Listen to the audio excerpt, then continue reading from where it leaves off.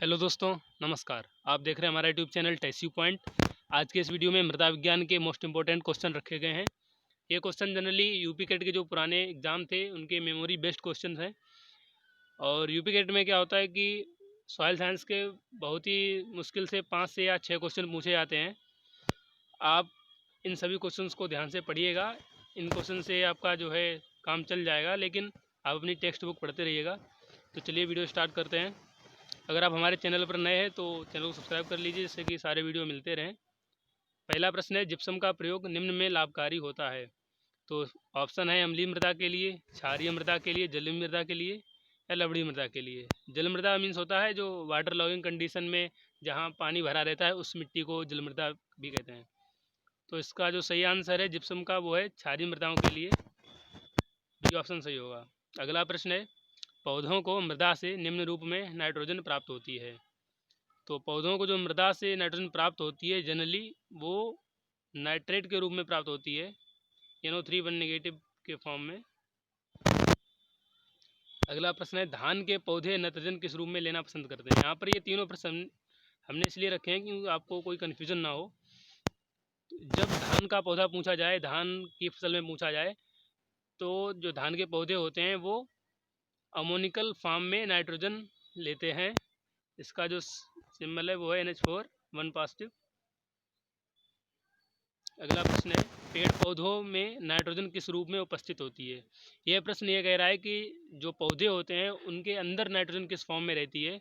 Option है carbon के रूप में, नाइट्रेट के रूप में, प्रोटीन के रूप में, कोई नहीं।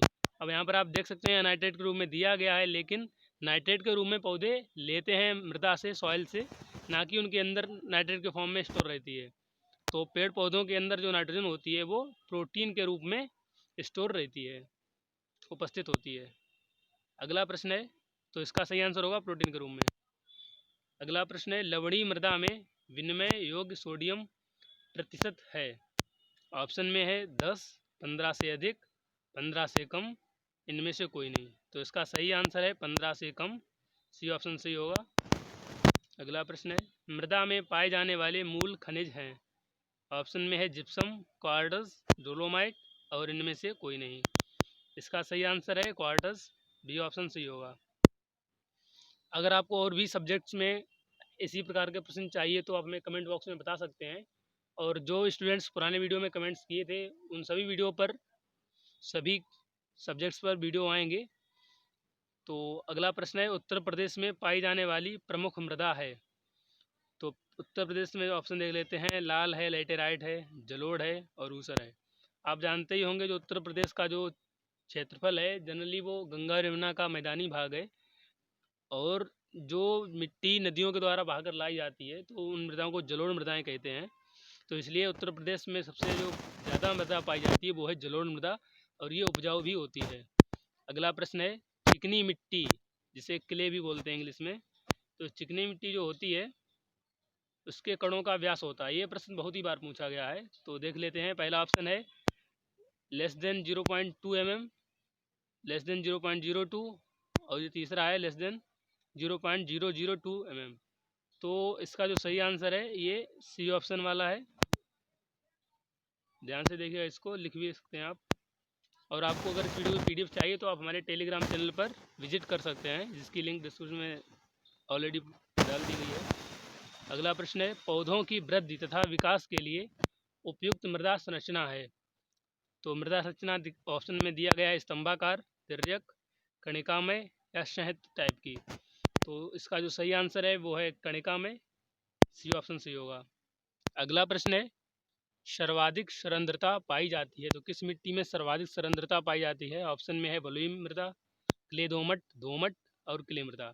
इसका सही आंसर तो है क्ले मृदा, लेकिन आप इसको ध्यान से देखिए, क्ले मृदा ही लगाना है, ना कि क्ले दोमट। अगला प्रश्न है, ढालू खेत में जुताई करनी चाहिए। तो ढालू खेत में जो जुताई करनी चाहिए उसके ऑप्शन है ढाल की दिशा में करनी चाहिए, या ढाल के विपरीत दिशा में, या दोनों तरफ से, या करनी ही नहीं चाहिए। तो उसका सही आंसर है ढाल के विपरीत दिशा में, बी ऑप्शन सही होगा। अगला प्रश्न है, स्प्लैश इरोजन, इसको अपस्फरण क्षरण भी कहते हैं हिंदी में। तो स्प्लैश इरोजन के लिए उत्तरदायी है। तो क्या इसका जो कॉज है वो है ढाल, ऑप्शन में है वर्षा की बूंदें, पानी की मात्रा और जल की मात्रा। तो वर्षा की बूंदों के द्वारा जो इरोजन होता है वो है स्प्लैश इरोजन। तो इसमें जो स्प्लैश इरोजन के लिए रिस्पॉन्सिबल है वो है वर्षा की बूंदें। अगला है सिंगल सुपर फास्फेट में फास्फोरस की प्रतिशत मात्रा होती है। आप ऑप्शन देख सकते हैं कि 20%, 30%, 16% और 25%। तो सिंगल सुपर फास्फेट को SSP भी कहते हैं। तो इसमें जो है 16%, 16% जो है फास्फोरस होता है। अगला प्रश्न है किसान खाद में नाइट्रोजन प्रतिशत होता है। तो ये तो यहाँ पर सीधा सा दे दिया कि किसान खाद में। आपसे ये भी पूछ सकते हैं कि कैन में इसे CAN के नाम से भी जानते हैं, कैल्शियम अमोनियम नाइट्रेट, तो इसको ही किसान खाद कहते हैं। तो इसमें जो है जो नाइट्रोजन का परसेंटेज रहता है वो है 25%। सी ऑप्शन सही होगा। अगला प्रश्न है निम्न में द्वितीयक पोषक तत्व नहीं है। इसमें कहा गया है कि नहीं है, तो ध्यान रखिएगा। पहला है कैल्शियम, गंधक, मैग्नीशियम, मैग्नीज। आपको यहाँ पर हम बता दें कि जो द्वितीयक पोषक तत्व होते हैं वो हैं कैल्शियम, मैग्नीशियम और सल्फर।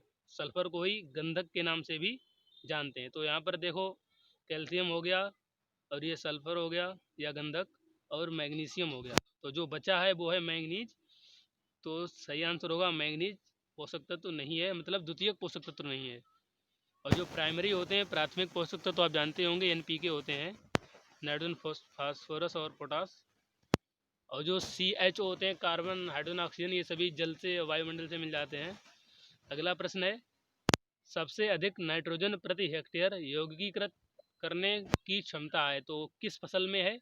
क्योंकि आप जानते होंगे जो दलहनी फसलें होती हैं अक्सर वो नाइट्रोजन का फिक्सेशन करती हैं, एटमॉस्फेरिक नाइट्रोजन का। तो इसका ऑप्शन है सनई, ढैंचा, मूंग, सैंजी। हालांकि ये चारों फसलें ही जो है नाइट्रोजन फिक्सेशन करती हैं, लेकिन चारों में सबसे ज़्यादा करती है सैंजी। लगभग 136 किलो के आसपास ये पर हेक्टेयर के हिसाब से करती है। अगला प्रश्न है पौधों की जड़ों हेतु आवश्यक तत्व है। तो जड़ों के विकास के लिए जो है पूछा गया है। ऑप्शन है नाइट्रोजन, फास्फोरस, गंधक और पोटास। हालांकि हर तत्व का कुछ ना कुछ रोल होता है, लेकिन फास्फोरस जो है वो विशेषता जड़ों के लिए उत्तरदायी होता है। अगला प्रश्न है अम्लीय भूमि में कौन सा उर्वरक प्रयोग करना चाहिए। ऑप्शन में देख लेते हैं किसान खाद, बेसिक स्लैग, कैल्शियम साइनामाइड या सभी का करना चाहिए। तो हम आपको बता दें ये जो है ये तीनों ही क्षारीय प्रवृत्ति की खादें उर्वरक हैं। तो जब अम्लीय भूमि है तो उसको उदासीन करने के लिए हमें क्षारीय वस्तुओं की चीज़ों की आवश्यकता रहती है। तो हमें इनमें से ये सभी जो है यूज कर सकते हैं, तो प्रयोग सभी होगा। और जब पूछा जाए अम्लीय भूमि को कैसे सुधार सकते हैं तो उसके लिए अम्लीय भूमि के लिए चूना रहता है और क्षारीय भूमि के लिए जिप्सम रहता है। जिप्सम का फार्मूला भी याद रखिएगा। नेक्स्ट है पौधों के लिए महत्वपूर्ण जल है। तो पौधों के लिए जो महत्वपूर्ण जल ऑप्शन में आर्द्रता ग्राही, केशिका जल, गुरुत्वीय जल या कोई नहीं। सही आंसर है केशिका जल, इसको कैपिलरी वाटर भी कहते हैं।